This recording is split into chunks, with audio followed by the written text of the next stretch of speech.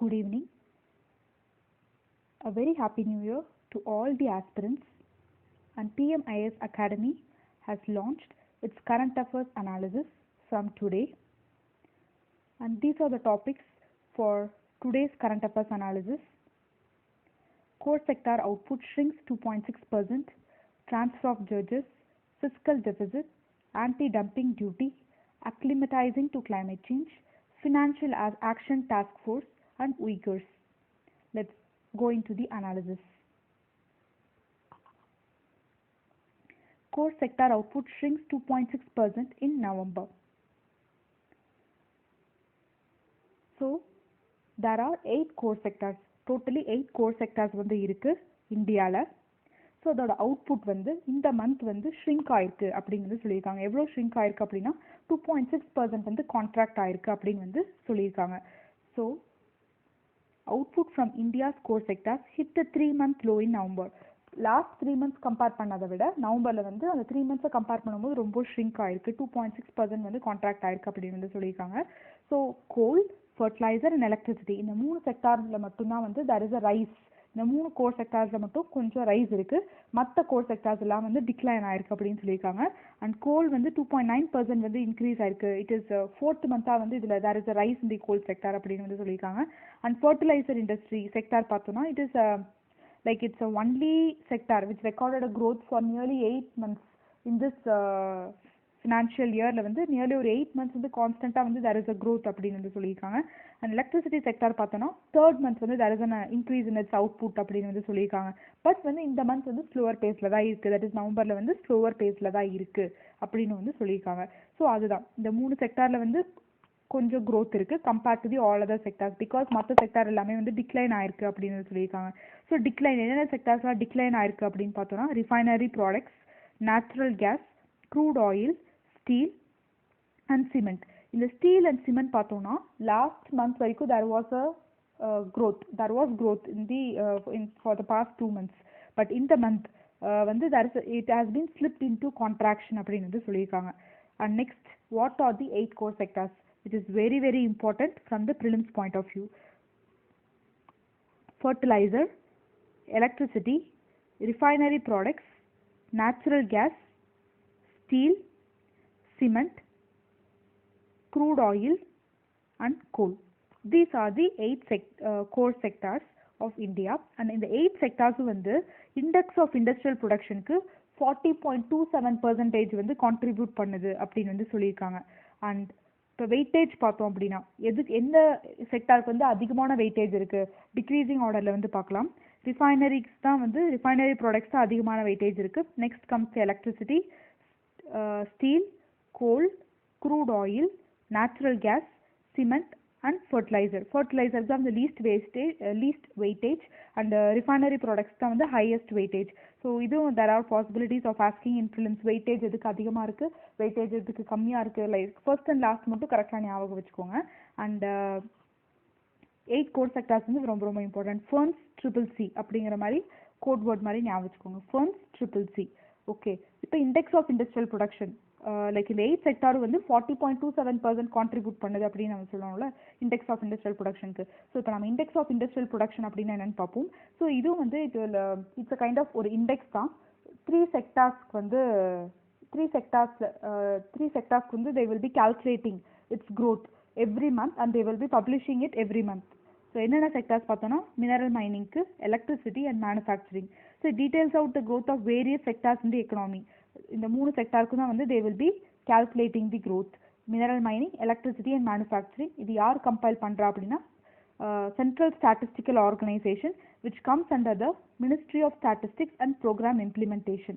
So this is also very important. Index of Industrial Production எந்த 3 செக்டார்னு கேட்பாங்க. chances of asking in prelims. Mineral mining, electricity, manufacturing sector யார் compile பண்ணி release பண்ணுறாங்க அப்படின்னா Central Statistical Organization, Ministry of Statistics and Program Implementation. And this Index of Industrial Production will take the base year as 2011-12. அதுதான் வந்து base year வந்து எடுத்துக்கும் அப்படின்னு வந்து சொல்லியிருக்காங்க. And that's all about this article. Let's move into the next article. And new Chief Justice வந்து 4 high courtsக்கு வந்து appoint பண்ணியிருக்கிறதா வந்து சொல்லியிருக்காங்க. Not appointed, they are promoted to 4 high courts. So இப்போ let's go into the analysis. Background பார்த்தோன்னா law ministry வந்து notify பண்ணியிருக்காங்க. They notified the elevation of 4 judges as chief justice of high court. என்னென்ன ஹைகோர்ட்னா Madras, Odisha, Telangana, Jammu and Kashmir high court. இந்த 4 ஹைகோர்ட்ஸ்க்கும் 4 judges வந்து chief justice of ஹைகோர்ட்டாக வந்து எலிவேட் ஆகியிருக்காங்க. And there are also 10 other judges who got transferred அப்படின்னு வந்து சொல்லியிருக்காங்க. ஸோ இப்போ யார் பண்ணுவா இந்த ஜட்ஜஸை வந்து செலக்ட் பண்ணுறது, ட்ரான்ஸ்ஃபர் பண்ணுறது, including both chief justice and judges, இதெல்லாம் யார் பண்ணுவா அப்படின்னா, that is the process of selection and transfer of judges of supreme court and high court is done by the president. President தான் பண்ணுவாங்க. யாரோட கன்சல்டேஷனில்? கொலிஜியம் சிஸ்டம் அப்படின்னு ஒரு சிஸ்டம் இருக்குது. இந்த கொலிஜியம் சிஸ்டமில் யாரெல்லாம் இருப்பாங்க? இப்போ சுப்ரீம் கோர்ட்டில் ஜட்ஜஸை வந்து செலக்ட் பண்ணும் இல்லை ட்ரான்ஸ்ஃபர் பண்ணும் அப்படின்னா பிரசிடென்ட் வந்து கொலிஜியம் சிஸ்டமை கன்சல்ட் பண்ணுவாங்க. சுப்ரீம் கோர்ட்டோட கொலிஜியம் சிஸ்டமில் யார் இருப்பா அப்படின்னா சீஃப் ஜஸ்டிஸ் ஆஃப் இந்தியா இருப்பாங்க. And 4 senior most judges of the supreme court அவங்க இருப்பாங்க. இதே ஹைகோர்ட்டில் சீஃப் ஜஸ்டிஸ் ஜட்ஜஸ் வந்து செலக்ட் பண்ணணுனாலோ ட்ரான்ஸ்ஃபர் பண்ணுறனாலோ யார் இருப்பா அப்படின்னா, யார் கூட கன்சல்ட் பண்ணணும்? கொலிஜியம் சிஸ்டம் ஆஃப் ஹைகோர்ட் வந்து யார் அப்படின்னா chief justice of India, 2 senior most judges of the supreme court and chief justice of the concerned high court. அந்த கன்சர்ன்ட் ஹைகோர்ட்டில் யார் சீஃப் ஜஸ்டிஸ் இருக்கா அவங்களையும் வந்து கன்சல்ட் பண்ணணும். அந்த பர்டிகுலர் ஃபார் எக்ஸாம்பிள் இப்போ மெட்ராஸ் அப்படின்னு எடுத்துட்டோன்னா அங்கே இருக்க ஜட்ஜை வந்து இப்போ நம்ம வந்து ப்ரொமோட் பண்ணுறேன் சீஃப் ஜஸ்டிஸாவோ இல்லை வந்து நான் ட்ரான்ஸ்ஃபர் பண்ணுறேன் வேறு ஸ்டேட்டுக்கு அப்படின்னா we have to consult these 3 members. அதுதான் வந்து collegium system of supreme court and high கோர்ட்குள்ள difference. And this is very important. Difference வந்து பார்த்துக்கணும். கொலிஜியம் சிஸ்டம் வந்து சுப்ரீம் கோர்ட்டில் எப்படி இருக்குது, ஹை கோர்ட்டில் வந்து எப்படி இருக்குது அப்படிங்கிறது. ஸோ எந்தெந்த சுச்சுவேஷனில் தான் வந்து ஜட்ஜஸை ட்ரான்ஸ்ஃபர் பண்ணுவாங்க அப்படின்னா, இப்போ எலிவேட் இந்த ஆர்டிக்கலில் சொல்லியிருக்காங்க இல்லையா, ஜட்ஜஸ் வந்து சீஃப் ஜஸ்டிஸாக வந்து ப்ரொமோட் பண்ணியிருக்காங்க அப்படின்னு, அந்த மாதிரி ஒரு சுச்சுவேஷனில் வந்து ட்ரான்ஸ்ஃபர் பண்ணுவாங்க. இப்போ மெட்ராஸ்க்கு வந்திருக்க ஒரு சீஃப் ஜஸ்டிஸ் வந்து கல்கட்டாவில் ஜட்ஜாக இருந்தவர் தான் வந்து இங்கே ட்ரான்ஸ்ஃபர் பண்ணியிருக்காங்க. So when a judge is appointed as chief justice generally transferred to the another high court அப்படின்னு சொல்லியிருக்காங்க. ஸோ அண்ட் லாயர் வந்து பார் கவுன்சிலேருந்து அப்பாயிண்ட் பண்ணாங்க அப்படின்னா அவங்களையும் வந்து ட்ரான்ஸ்ஃபர் பண்ணுவாங்க அப்படி வந்து சொல்லியிருக்காங்க. அண்ட் நெக்ஸ்ட் வந்து இம்பீச் பண்ணிட்டாங்க ஒரு பர்டிகுலர் ஜட்ஜ் அப்படின்னா பனிஷ்மெண்ட்டாக he will be transferred to some other high court. So இந்த 3 situations-ல தான் வந்து ஜட்ஜஸ் வந்து ட்ரான்ஸ்ஃபர் பண்ணுவாங்க அப்படின்னு வந்து சொல்லியிருக்காங்க. And that's all about this analysis. And let's go into the next topic. Fiscal deficit வந்து 135% ஆஃப் த டார்கெட் வந்து ஷூட் அப் ஆயிடுச்சு, லைக் தாண்டிடுச்சு, டச் பண்ணிடுச்சு அப்படின்னு வந்து சொல்லியிருக்காங்க. So let's go into the analysis. India's fiscal deficit shoot up to 135.1% of the budget target, nearly 8 lakh crore for 2020-21 அப்படின்னு வந்து சொல்லியிருக்காங்க. இந்த அனாலிசிஸ் வந்து இந்த டேட்டா வந்து ஃபார் 8 monthsக்கு ஏப்ரல் டு நவம்பர் வரைக்கும் எடுத்த டேட்டா, இந்த ஃபிஸ்கல் டெபிசிட் டேட்டா. ஸோ இது யார் ரிலீஸ் பண்ணாங்கன்னா கண்ட்ரோலர் ஜெனரல் ஆஃப் அக்கௌண்ட்ஸ் அவங்க தான் வந்து இந்த டேட்டாவை வந்து ரிலீஸ் பண்ணுறாங்க. And it also release the fiscal deficit revenue டெபிசிட்டையும் வந்து ரிலீஸ் பண்ணியிருக்கிறதா சொல்லியிருக்காங்க. And it crossed 125% in the first half of the year. That is in the first 6 monthsலேயே வந்து 125% of the 125% வந்து கிராஸ் பண்ணிடுச்சு அப்படின்னு சொல்லியிருக்காங்க. நவம்பரில் 140% ஃபிஸ்கல் ரெவென்யூ டெபிசிட் வந்து இருக்குது அப்படின்னு வந்து சொல்லியிருக்காங்க. அண்ட் ஃபிஸ்கல் டெபிசிட்னா என்ன அப்படின்னு பார்த்தோன்னா, நம்மளோட ரெவென்யூ, கவர்மெண்ட்டோட ரெவென்யூ வந்து கம்மியாக இருக்கும் compared to with expenditure. That is expenditure will be more and revenue will be less for the government. That is what the fiscal deficit. Fiscal deficit na expenditure greater than revenue. Shortfall in the government income compared to its spending. அதோட ஸ்பெண்டிங்கை compare பண்ணும்போது income வந்து ரொம்ப கம்மியாக இருக்கிறது. So இப்போ formula பார்த்தோம்னா total expenditure fiscal deficit is equal to total expenditure minus total revenue. This total expenditure வந்து revenue expenditure and capital expenditure ரெண்டையும் ப்ளஸ் பண்ணிட்டு அதுலேருந்து we have to subtract revenue receipts plus capital receipts இது ரெண்டையும் வந்து subtract பண்ணணும். So அதுதான் வந்து ஃபிஸ்கல் டெபிசிட். ஸோ இப்போ எக்ஸ்பெண்டிச்சரில் வந்து நம்ம ரெவென்யூ எக்ஸ்பெண்டிச்சர் அண்ட் கேபிட்டல் எக்ஸ்பெண்டிச்சர்னு பார்த்தோம்னா, ஸோ அதெல்லாம் என்னென்ன அப்படின்னு பார்த்தோம்னா, கவர்மெண்ட் எப்படி வந்து பட்ஜெட்டில் வந்து ஃபண்ட்ஸ் அலோகேட் பண்ணுவாங்க அப்படின்னா செவரல் ஒர்க்ஸ்க்கு அலோகேட் பண்ணுவாங்க. அண்ட் ரெவென்யூ எக்ஸ்பெண்டிச்சருக்கு வந்து அலோகேட் பண்ணுவாங்க. ரெவென்யூ எக்ஸ்பெண்டிச்சர்னா என்னன்னா லைக் சேலரிஸ்க்கு, பென்ஷன்ஸ்க்கு. ஸோ அதுதான் வந்து revenue expenditure. And capital expenditure அப்படின்னா நான் செலவு பண்ணி ஒரு அசட்டாக வந்து வாங்கி வைக்கிறது. அது வந்து இன்ஃப்ராஸ்ட்ரக்சர் அசட்டாக இருக்கலாம், இல்லை டெவலப்மெண்டல் ப்ராஜெக்டாக இருக்கலாம். ஸோ ஒரு அசட்டாக வந்து நான் வாங்கி வைக்கிறதா வந்து கேபிட்டல் எக்ஸ்பெண்டிச்சர் அப்படின்னு வந்து சொல்லியிருக்காங்க. அண்ட் இன்கம் காம்பனண்ட் பார்த்தோம்னா எப்படிலாம் இன்கம் வருது கவர்மெண்ட்க்கு அப்படின்னா tax revenues which means tax income tax corporate tax wealth tax so இதெல்லாம் தான் வந்து எக்ஸசைஸ் டேக்ஸ் சர்வீஸ் டேக்ஸ் இதெல்லாம் வந்து tax revenue and non tax revenues பார்த்தோம்னா ப்ராஃபிட்ஸ் டிவிடெண்ட்ஸ் விச் மீன்ஸ் இப்போ கவர்மெண்ட் வந்து ஒரு ஒரு செக்டார் ஒரு பர்டிகுலர் கம்பெனியில் 50% ஷேர் ஹோல்டிங் இருந்தாங்கன்னா அதுலேருந்து வர ப்ராஃபிட்டை தான் வந்து டிவிடெண்ட்னு சொல்லுவாங்க. இல்லை 100% ஸ்டேக் ஹோல்டிங்காக இருந்ததுன்னா அதுலேருந்து வர ப்ராஃபிட்டை தான் வந்து ப்ராஃபிட்னு சொல்லுவாங்க. That is difference between dividends and the profit. And next is the interest receipts. இப்போ ஸ்டேட் கவர்மெண்ட்ஸ்க்கோ இல்லை வேறு ஏதாவது ஒரு கார்பரேட்ஸ்க்கோ வந்து லோன்ஸ் கொடுத்துருந்தாங்க கவர்மெண்ட் கொடுத்துருந்தாங்க அப்படின்னா அதுலேருந்து வர interest receipts. And next is the external கிராண்ட்ஸ்னா ஃபாரின் கண்ட்ரீஸ் வந்து நம்மளுக்கு வந்து கிராண்ட் பண்ணுறாங்களோ ஸோ அதுதான் வந்து எக்ஸ்டர்னல் கிராண்ட்ஸ் அப்படின்னு வந்து சொல்லுவோம். ஸோ இப்போ ஃபிஸ்கல் டெபிசிட் வந்து இந்த அளவுக்கு ஷூட் அப் ஆயிடுச்சு. ஸோ அதை வந்து கம்மி பண்ணுறதுக்கு தான் வந்து கவர்மெண்ட் வந்து fiscal responsibility and budget management act அப்படிங்கிறத வந்து 2003 வந்து இன்ட்ரடியூஸ் பண்ணியிருக்காங்க. It provides that centre should take appropriate measures வந்து எடுக்கணும். எதுக்குன்னா ஃபிஸ்கல் டெபிசிட்டையும் ரெவென்யூ டெபிசிட்டையும் வந்து கம்மி பண்ணுறதுக்கு. ஸோ ஃபர்ஸ்ட் வந்து இந்த 2003 என்ன சொன்னாங்கன்னா ஃபிஸ்கல் டெபிசிட் வந்து 3% ஆஃப் த ஜிடிபி இருக்கணும் அண்ட் ரெவென்யூ டெபிசிட் வந்து 0.5% ஆஃப் ஜிடிபி வந்து அச்சீவ் பண்ணணும்னு சொன்னாங்க. இந்த டார்கெட் டைம் வந்து 2009 அப்படின்னு சொல்லியிருந்தாங்க. திருப்பி 2012 வந்து அமெண்ட் பண்ணி அந்த 2009 டார்கெட் பீரியட் வந்து எக்ஸ்டெண்ட் பண்ணாங்க. தட் இஸ் 2015 வரைக்கும் வந்து எக்ஸ்டெண்ட் பண்ணாங்க. That is fiscal deficit 3.3% GDP இருக்கணும் and revenue deficit 0.5% of GDP இருக்கணும். ஸோ அதே 2015 திருப்பியும் அமெண்ட் பண்ணாங்க. அதை டெட்லைனை வந்து ஃபர்தராக எக்ஸ்டெண்ட் பண்ணாங்க. 2018 வரைக்கும் வந்து திருப்பியும் வந்து எக்ஸ்டெண்ட் பண்ணாங்க. இப்போ ரீசெண்டாக fiscal responsibility and budget management review committee NK Singh அப்படிங்கிற ஒரு கீழே வந்து ஃபார்ம் பண்ணியிருக்காங்க. ஸோ அப்படி ஃபார்ம் பண்ணனால அவரோட ரெக்கமெண்டேஷன் வந்து என்ன, அந்த கமிட்டியோட ரெக்கமெண்டேஷன் என்னன்னா 3% ஆஃப் ஜிடிபி வந்து அச்சீவ் பண்ணும். ஃபிஸ்கல் டெபிசிட் வந்து 3% ஆஃப் ஜிடிபி வந்து அச்சீவ் பண்ணும். எப்போ அப்படின்னா 2020 மார்ச் 31 அண்ட் 2.8% ஆஃப் ஜிடிபி வந்து அச்சீவ் பண்ணும் 2020-21 அண்ட் 2.5% ஆஃப் ஜிடிபி வந்து அச்சீவ் பண்ணும் 2023 அப்படின்னு வந்து சொல்லியிருக்காங்க. அண்ட் ரெவென்யூ டெபிசிட் வந்து 0.8% ஆஃப் ஜிடிபி இருக்கணும் மார்ச் 2023 அப்படின்னு வந்து சொல்லியிருக்காங்க. அண்ட் ஃபிஸ்கல் இந்த act fiscal responsibility and budget management act எதுக்குன்னா it is enhanced to institutionalise fiscal discipline. அந்த ஃபிஸ்கல் டிசிப்ளின் வந்து கொண்டு வரக்கு அண்ட் ஃபிஸ்கல் டெபிசிட்டை வந்து கம்மி பண்ணுறக்கு அண்ட் மேக்ரோ எக்கனாமிக் மேனேஜ்மெண்ட்டை வந்து இம்ப்ரூவ் பண்ணுறக்கு. மேக்ரோ எக்கனாமிக் மேனேஜ்மெண்ட்னா நம்மளோட நேஷனல் இன்கம் ஜிடிபி அதோட க்ரோத் ரேட்லாம் எப்படி இன்க்ரீஸ் பண்ணுறது. ஸோ டோட்டலாக ஹோல் நேஷன் வைட் பார்த்தோன்னா அது மேக்ரோ எக்கனாமிக் மேனேஜ்மெண்ட். ஸோ அதை வந்து இம்ப்ரூவ் பண்ணுறக்கு அப்படின்னு வந்து சொல்லியிருக்காங்க. அந்த ஆர்டிக்கல் வந்து டெப்ட் டு ஜிடிபி ரேஷியோ அதையும் பற்றி பேசியிருக்காங்க. தட் இஸ் டெப்ட் டு ஜிடிபி ரேஷியோனா நம்மளோட ஜிடிபியில் டெப்ட் வந்து எவ்வளோ பர்சன்டேஜ் இருக்குது அதுதான் வந்து டெப்ட் to GDP ratio. So because டெப்ட் தான் வந்து one of the main reason for fiscal deficit அப்படின்னு வந்து சொல்லியிருக்காங்க. அண்ட் தேர் இஸ் 60% வந்து டெப்ட் இருக்கான். இந்த 60%ல் 40% வந்து சென்ட்ரல் டெப்ட் அண்ட் 20% வந்து ஸ்டேட் டெப்ட் அப்படின்னு வந்து சொல்லியிருக்காங்க. And that's all about this article. And next one is about acclimatising to climate change. So climate சேஞ்சுக்கு வந்து நம்ம எப்படிலாம் வந்து அக்ளமடைஸ் ஆகலாம் அப்படிங்கிறத பற்றி ஒரு ஆர்டிக்கல் வந்து சொல்லியிருக்காங்க. அண்ட் இப்போ நம்ம கிளைமேட் சேஞ்ச் பற்றி பார்த்தோம் அப்படின்னா இப்போ ரீசெண்டாக நார்த் இந்தியாவில் பார்த்தோம் அப்படின்னா it's severe winter. So it was weather வந்து ரொம்ப ரொம்ப சிவியராக இருக்குது and also very harsh in some regions அப்படின்னு சொல்லியிருக்காங்க. அண்ட் வேர்ல்டு கண்ட்ரீஸ் பார்த்தோம் அப்படின்னா டெம்பரேச்சர் வந்து இன்க்ரீஸ் ஆகிட்டே இருக்குது அப்படின்னு வந்து சொல்லியிருக்காங்க. That is sharp increase in climate and extreme events அப்படின்னு வந்து சொல்லியிருக்காங்க. ஸோ இந்த ரிப்போர்ட்டை வந்து யார் ரிலீஸ் பண்ணாங்கன்னா council of energy environment and water. So அந்த ரிப்போர்ட்டில் வந்து என்ன சொல்லியிருக்காங்கன்னா 75% of the districts in India வந்து வல்னரபிளாக தான் இருக்குது. 75% ஆஃப் த டிஸ்ட்ரிக்ட்ஸ் அப்படின்னு வந்து சொல்லியிருக்காங்க. சப்போஸ் இப்படி கிளைமேட் வந்து டெம்பரேச்சர் இன்க்ரீஸ் ஆகிக்கிட்டே இருந்தா இல்லை ரொம்ப டெம்பரேச்சர் டிக்ரீஸ் ஆனாலும் வந்து எக்ஸ்ட்ரீம் ரிஸ்க் வந்து இருக்கும். என்னென்ன ரிஸ்க்லாம் இருக்கும் அப்படின்னா சைக்ளோன்ஸ் வந்து ஃப்ரீக்வெண்ட்டாக வந்து ஃபார்ம் ஆகிட்டே இருக்கும்.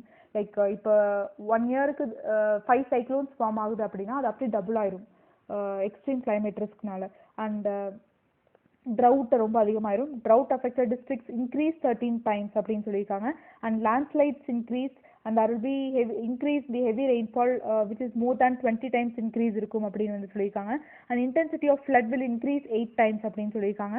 and country recorded 310 extreme events. 2005ல மட்டும் 310 எக்ஸ்ட்ரீம் ஈவெண்ட்ஸ் வந்து ரெக்கார்ட் பண்ணியிருக்காங்க அப்படின்னு சொல்லியிருக்காங்க. ஸோ இந்த மாதிரி எக்ஸ்ட்ரீம் ஈவெண்ட்ஸ்லாம் நடந்துட்டுருக்கு. இப்போ நம்ம என்ன பண்ணணும், கவர்மெண்ட் வந்து என்ன பண்ணணும் அப்படிங்கிறது தான் வந்து enhance resilience and adaptive capacity. Resilience தான் வந்து அதை சப்போஸ் ஃப்ளட் ரொம்ப நிறையா இருந்ததுன்னா அதை தடுக்கிறதுக்கு வந்து என்ன பண்ணலாம், ரெசிலியன்ட் மெஷர் வந்து என்ன எடுக்கலாம், அண்ட் அடாப்டிவ் கெப்பாசிட்டி என்ன பண்ணலாம் அப்படிங்கிறதான் வந்து இதில் சொல்லியிருக்காங்க. Create environment and health derisking mission அப்படின்னு வந்து சொல்லியிருக்காங்க. ஸோ அதுக்கு கீழே என்னென்ன பண்ணலாம், environment and health derisking mission கீழே என்னென்ன பண்ணலாம்னா எமர்ஜென்சி ப்ரிப்பேர்ட்னஸ்.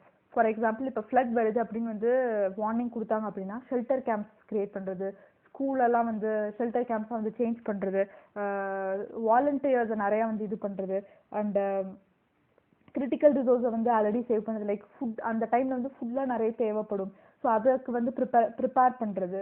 அண்ட் அந்த மாதிரியான எமர்ஜென்சி ப்ரிப்பேர்ட்னஸ் வந்து இருக்கணும் அப்படின்னு சொல்லியிருக்காங்க. அண்ட் நல்ல ஸ்ட்ராங்கான இன்ஃப்ராஸ்ட்ரக்சர், எந்த ஃப்ளட் வந்தாலும் எந்த எர்த்குவேக் வந்தாலும் டிவாஸ்டேட் டெமாலிஷ் ஆகாத ஒரு இன்ஃப்ராஸ்ட்ரக்சர் வந்து கிரியேட் பண்ணும் அப்படின்னு சொல்லியிருக்காங்க. And next secure critical resources which helps to counter increase the frequency and intensity of extreme climate events. That is critical resources na food, water அந்த மாதிரியான critical resourcesலாம் வந்து செக்யூர் பண்ணணும். பிகாஸ் இந்த மாதிரி எமர்ஜென்சி சுச்சுவேஷன்ஸில் வந்து அது வந்து ரொம்ப யூஸ்ஃபுல்லாக இருக்கும் அப்படின்னு சொல்லியிருக்காங்க.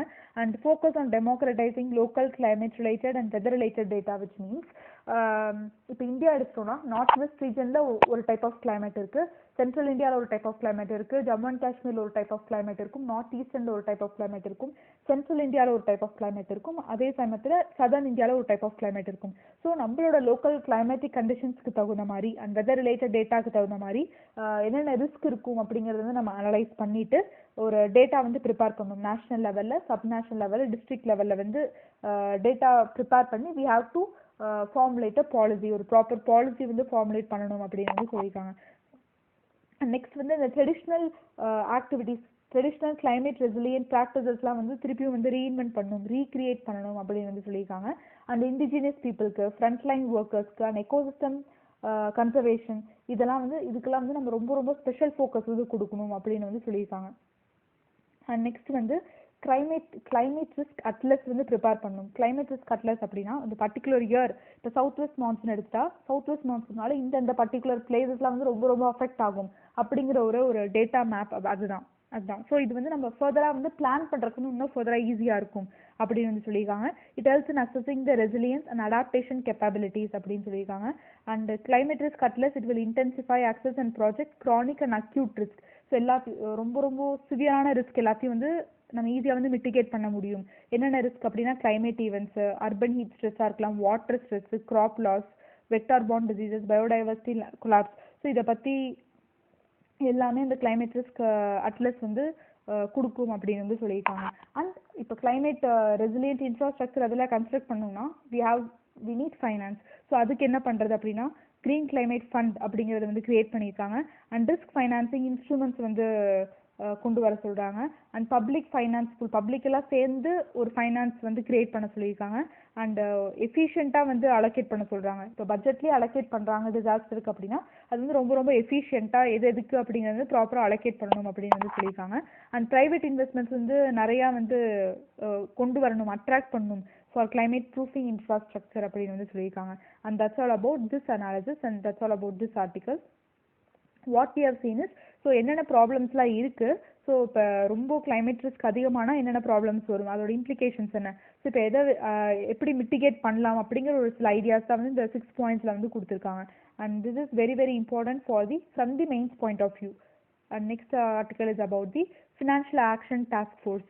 ஸோ இந்தியாவோட டெரரிசம் ஃபண்டிங், மணி லாண்ட்ரிங் ஆக்டிவிட்டீஸ்லாம் எப்படி இருக்குது அப்படிங்கிறது வந்து ஃபினான்ஷியல் ஆக்ஷன் டாஸ்க் ஃபோர்ஸ் வந்து எவ்ரி ஃபியூ இயர்ஸ் வந்து they will be monitoring. So இப்போ வந்து அதை போஸ்ட்பான் பண்ணிட்டாங்க பிகாஸ் ஆஃப் தி பேண்டமிக்னால. ஸோ அதனால we need to see about financial action task force. Okay, இது வந்து ஒரு இன்டர் கவர்மெண்டல் பாடி. யாரோட இனிஷியேட்டிவ் அப்படின்னா G7 கண்ட்ரீஸோட இனிஷியேட்டிவ் தான் வந்து ஃபினான்ஷியல் ஆக்ஷன் டாஸ்க் ஃபோர்ஸ் 1989 வந்து இன்ட்ரடியூஸ் பண்ணாங்க. இது வந்து ஒரு பாலிசி மேக்கிங் பாடி. எதுக்குன்னா ஒரு நெசசரி பொலிட்டிக்கல் வில் வந்து ஜென்ரேட் பண்ணுவாங்க.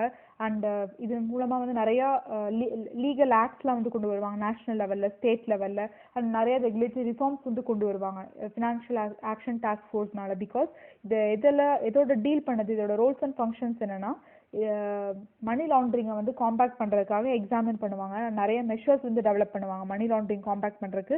அண்ட் டெரரிசம் ஃபண்டிங் அதை கவுண்டர் பண்ணுறதுக்கும் வந்து நிறைய மெஷர்ஸ், நிறைய ஆக்ட்ஸ் வந்து கொண்டு வருவாங்க, அதையும் வந்து எக்ஸாமின் பண்ணுவாங்க. அண்ட் நெக்ஸ்ட் வந்து countering the financing of proliferation of weapons of mass destruction, which means proliferation of weapons of mass destruction னா ரொம்ப இப்போ ஒரு இடத்துல போய் ஒரு பாம் போட்டா அப்படின்னா it will be if it kills a large number of people, that is the weapon of mass destruction. So அந்த மாதிரியான வெப்பன்ஸ்லாம் வந்து மொபிலைஸ் ஆகுது அப்படிங்கிறதையும் வந்து மானிட்டர் பண்ணுறது தான் வந்து ஃபினான்ஷியல் ஆக்ஷன் டாஸ்க் ஃபோர்ஸோட ஜாப். இதோட செக்ரட்டரியேட் வந்து எங்கே இருக்குன்னா at the Organization of Economic Cooperation and Development, அதோட ஹெட் குவார்ட்டர்ஸ் இன் பாரிஸ். அங்கே தான் வந்து FATF அதோட செக்ரட்டரியேட்டும் இருக்குது அப்படின்னு சொல்லியிருக்காங்க. இது யார் ஃபார்ம் பண்ணாங்கன்னா யாரோட இனிஷியேட்டிவ் அப்படின்னா G7 நேஷன்ஸோட initiative. That is very very important. So இதோட காம்போசிஷன் பார்த்தோம்னா நியர்லி ஒரு 37 மெம்பர் கண்ட்ரீஸ் வந்து இருக்காங்க அண்ட் 2 ரீஜனல் ஆர்கனைசேஷன்ஸ் இருக்காங்க. லைக் ஆல்மோஸ்ட் எல்லா பார்ட்ஸ் ஆஃப் தி குளோபையும் வந்து ரெப்ரசென்ட் பண்ணுறாங்க. It also has observers and associate மெம்பர்ஸும் வந்து இருக்காங்க.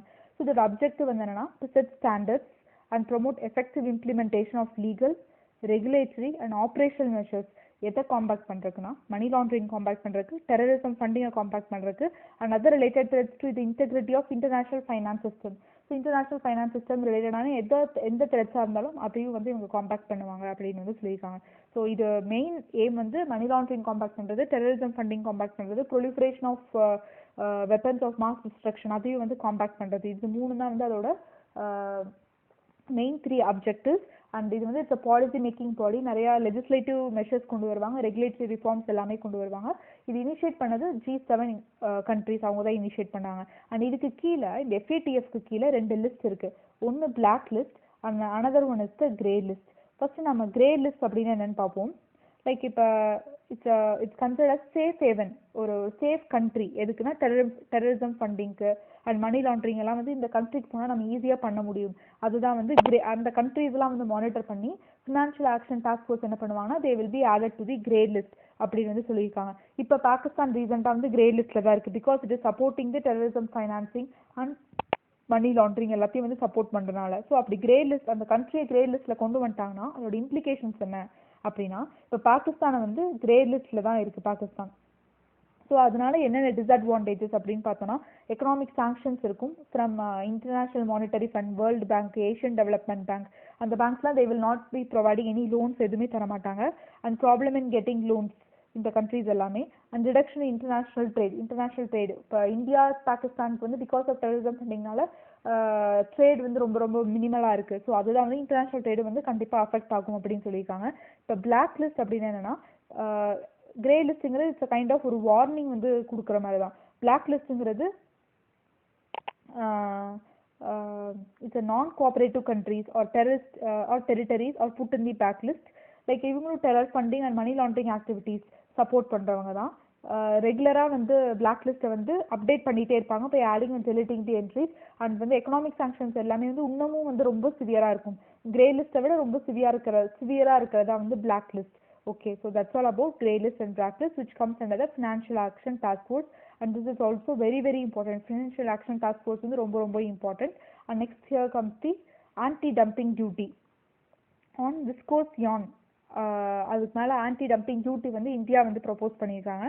ஸோ ஏன் அப்படிங்கிறத நம்ம பார்ப்போம். Ministry of commerce and industry வந்து recommended the levy of anti-dumping duty. Anti-dumping duty வந்து இந்த விஸ்கோஸ் யான் மேலே வந்து ஸ்பன் யான் மேலே வந்து இம்போஸ் பண்ணியிருக்காங்க. இந்த விஸ்கோஸ் ஸ்பன் யான் வந்து எங்கேருந்தெல்லாம் வந்து நம்ம இம்போர்ட் பண்ணுறோம் அப்படின்னா சைனா, வியட்நாம் அண்ட் இந்தோனேஷியா, அந்த 3 கண்ட்ரீஸ்லேருந்து தான் வந்து நம்ம இந்த யானை வந்து இம்போர்ட் பண்ணுறோம் இந்தியாவுக்கு.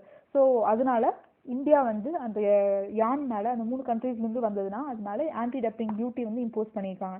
ஸோ ஏன் வந்து இம்போஸ் பண்ணியிருக்காங்க அப்படின்னா Indian man-made manufacturing association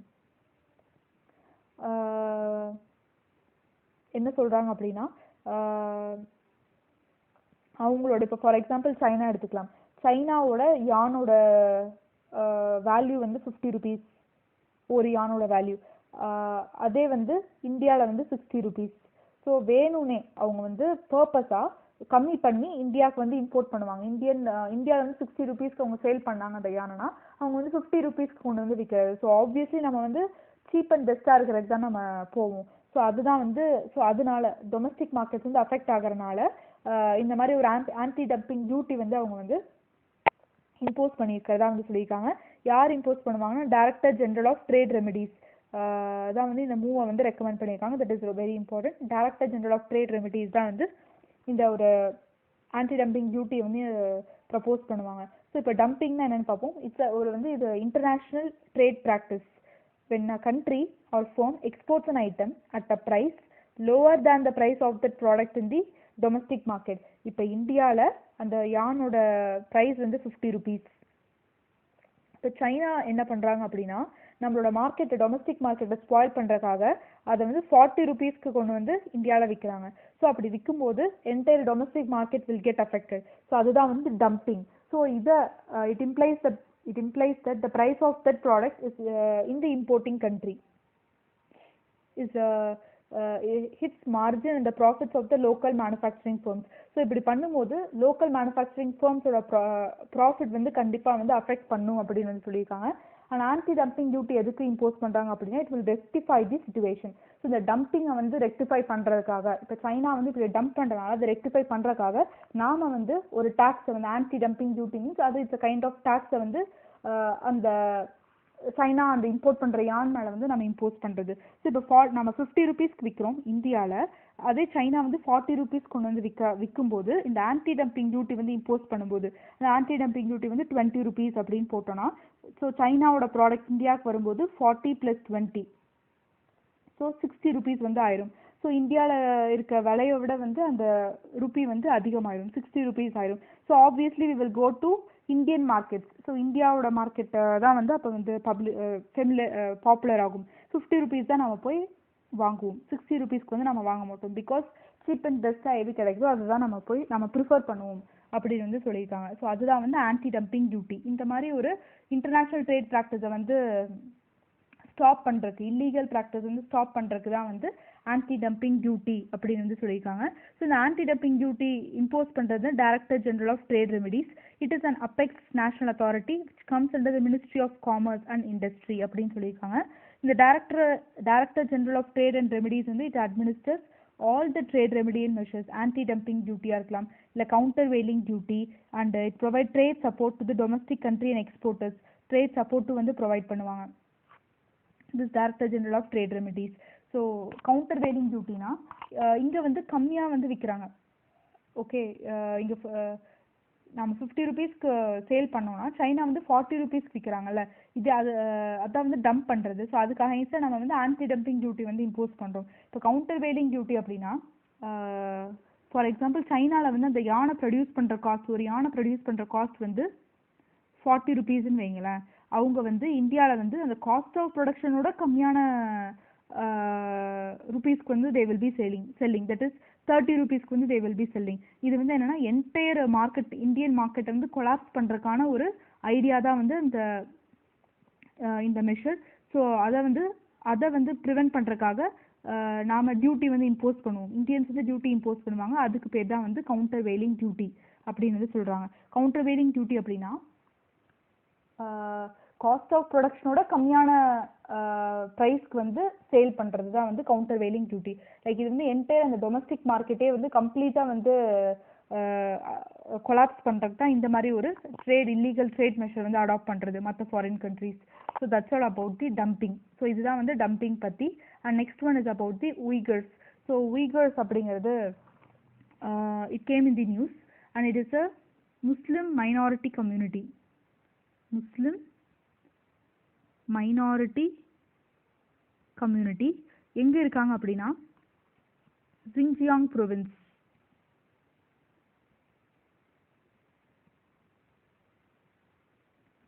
Xinjiang province of China. இப்போ உஹான் அப்படிங்கிறது ஒரு ப்ரொவின்ஸ் மாதிரி ஜிங்ஜியாங் அப்படிங்கிறது ஒரு ப்ரொவின்ஸ். ஸோ அதோட வெஸ்டர்ன் சைடில் தான் வந்து இந்த உய்கர்ஸ் அப்படிங்கிற ஒரு மைனாரிட்டி கம்யூனிட்டி வந்து இருக்காங்க. பட் இந்த உய்கர் கம்யூனிட்டி வந்து they R severely affected, they are severely அப்ரெஸ் பண்ணுறாங்க. யார் அப்ரெஸ் பண்ணுறாங்கன்னா சைனீஸ் கவர்மெண்ட்டே வந்து அப்ரெஸ் பண்ணுறாங்க இந்த உய்கர்ஸை because of them being minority. And Chinese government மட்டும் இல்லாமல் மெஜாரிட்டி முஸ்லீம் கம்யூனிட்டி நாங்கள் ஒருத்தவங்க இருக்காங்க, தட் இஸ் ஹான்ஸ் அப்படிங்கிற மெஜாரிட்டி முஸ்லீம் கம்யூனிட்டி இருக்காங்க. ஸோ அவங்களும் சைனீஸ் கவர்மெண்ட்டும் சேர்ந்து இந்த உய்கர்ஸ் அப்படிங்கிறவங்க வந்து அப்ரெஸ் பண்ணிட்டு இருக்காங்க அப்படின்னு சொல்லியிருக்காங்க. அண்ட் அந்த உய்கர்ஸும் வந்து they will B so similar with they are similar to and the Central Asian nations இருக்குல்ல, like Turkmenistan, Turkestan, Kazakhstan, Kyrgyzstan. So அவங்களோட அவங்களுக்கும் இவங்களுக்கும் ரொம்ப சிமிலாரிட்டிஸ் வந்து அதிகமாக இருக்கும் அப்படின்னு சொல்லியிருக்காங்க. கிட்டத்தட்ட பிகாஸ் அந்த கண்ட்ரி சைடு வந்து இது போகிறதுனால they will having so much similarity அப்படின்னு வந்து சொல்லியிருக்காங்க. இந்த உகிர்ஸ் வந்து they joined together, all of the Ugirs they joined together, and this led to the development of East Turkestan Islamic movement அப்படிங்கிறத ஒன்று ஸ்டார்ட் பண்ணியிருக்காங்க. East Turkestan Islamic movement. And இவங்க என்ன டிமாண்ட் பண்ணுறாங்க அப்படின்னா செப்பரேட் கண்ட்ரி வந்து டிமாண்ட் பண்ணுறாங்க. So இது வந்து சைனாவோட one of the biggest concern அப்படின்னு வந்து சொல்லியிருக்காங்க. அண்ட் சைனா வந்து இதை சால்வ் பண்ணுறதுக்காக என்ன ஒரு ஸ்டெப் எடுத்தாங்கன்னா ரீஎஜுகேஷன் கேம்ப்ஸ் அப்படிங்கிறத வந்து செட் பண்ணாங்க. பட் அதையும் வந்து இவங்க அப்போஸ் பண்ணாங்க. ஏன்னா அந்த ரீஎஜுகேஷன் கேம்ப்ஸில் அந்த உகிர் கம்யூனிட்டியோட ஒரு சில பிலீவ்ஸ்க்கு வந்து அப்போஸ் பண்ணி நிறையா ஆக்டிவிட்டீஸ் வந்து பண்ண சொன்னாங்க. ஃபார் எக்ஸாம்பிள் அந்த ட்ரிங்கிங் ஆல்கஹால் அதெல்லாம் வந்து அவங்களோட ரிலீஜனில் வந்து அலோவ் பண்ண மாட்டாங்க. ஸோ அதுக்கு அகைன்ஸ்டாக வந்து அவங்க பண்ண சொன்னாங்க சில ஆக்டிவிட்டீஸ். ஸோ அதனால they rise in revolt against the Chinese ட்ரூப்ஸ்க்கு அகைன்ஸ்டாக வந்து they rise in revolt. So இதுதான் வந்து it's about brief about Uyghur community. So இவங்க வந்து மைனாரிட்டி முஸ்லிம் கம்யூனிட்டி எங்கே இருக்காங்கன்னா வெஸ்டர்ன் சைட் ஆஃப் ஜிங்ஜியான் ப்ரொவின்ஸில் வந்து இருக்காங்க. சைனீஸ் கவர்மெண்ட் அண்ட் ஹான்ஸ் அப்படிங்கிற மெஜாரிட்டி முஸ்லிம் கம்யூனிட்டி வந்து இந்த உகிர் கம்யூனிட்டி வந்து அஃபெக்ட் பண்ணிட்டு அப்ரெஸ் பண்ணிட்டு இருக்காங்க. So this leads to the development of East Turkestan Islamic movement. இது வந்து they are demanding for a separate state for Uyghurs அப்படின்னு வந்து சொல்லியிருக்காங்க. And this is one of the biggest security concern for China. And China therefore started the re-education camp to de-radicalize the Uyghurs, oppressed Uyghurs. So but they rise in revolt against the Chinese troops because of violation of certain human rights. So இங்க வந்து violation of human rights வந்து நடந்தது. You can also cite this as an example in violation of human rights. So that is alcohol வந்து drink பண்ண சொன்னாங்க. So அதெல்லாம் they are not allowed in that Uyghur community. So அதுக்கு அகைன்ஸ்டாக வந்து பண்ண சொன்னனால they rise in revolt against the Chinese troops. And that's all for the today's analysis. Thank you.